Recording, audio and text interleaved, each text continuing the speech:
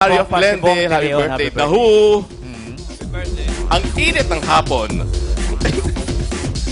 Subject, Starletic Juicy. Dahu ang starlet na ito na sa acting workshop pa lang, nagchuchumusi na. Ang kwento, umattend si Starletic sa isang acting workshop kung saan ka-join na Lynn Biray ang ibang workshoppers. Dok, sunare, ka-join na Lynn Biray. Meaning, to belong to same group or batch. Kasama, ka-join na Lynn Biray.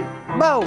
Dahil hindi rin naman kasikatan, ang ka-join na Lynn Biray niya sa workshop are hopefuls na walay pa exposure, walay pa name, walay pa future. In short, walay! Wale.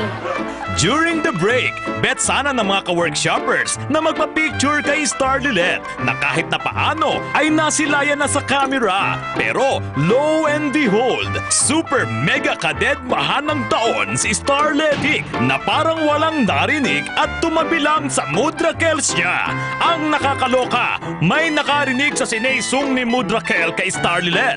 Chula Jen Iha. Which else tayo may I friendship with Walays?